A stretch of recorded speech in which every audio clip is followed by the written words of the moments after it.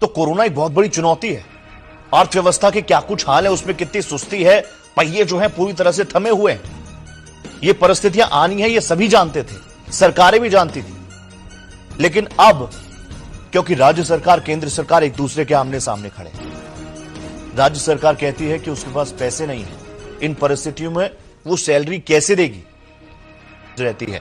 और जो क्लैरिटी आपने दे दी ना अपने पहले वक्तव्य में, वो कहीं ना कहीं जनता के सामने अब क्लियर पिक्चर आ चुकी है। सीधा रुख कांग्रेस का करेंगे। अमन, दो ऑप्शंस आप लोगों के सामने रखे गए हैं। इसके साथ साथ वित्त मंत्री Nirmala Sitharaman, economy is facing an extraordinary act of God which may result in contraction in India's growth. आप देखिए, शुरुआती दौर तो यही था ना, 2017 में जब जीएसटी लागू हुआ तो आप लोगों ने ये बात कही थी, कहा था कि अगर कोई नुकसान होगा चाहे कितना भी हो, उसके लिए हम हैं ना, मैं हूं ना। और आज कोविड के बाद ये परिस्थितियां आनी थी, विचार विमर्श मंथन चिंतन पार्टी ने किया होगा, सरकारों ने किया होगा। दो ऑप्शंस आपने दिए हैं, this is the best you can offer.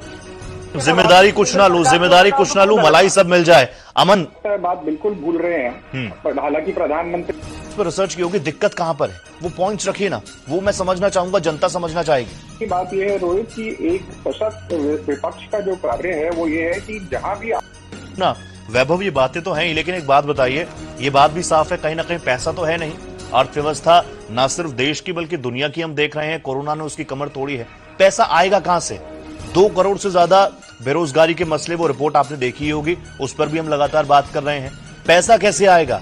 लोग निकलने को तैयार नहीं है, लोगों की जेबों में पैसा नहीं है, तो कैसे पैसा आएगा? क्योंकि कोविड से लड़ने के लिए भी पैसे की जरूरत है, आप राज्यों को देंगे तो भी पैसे की जरूरत है।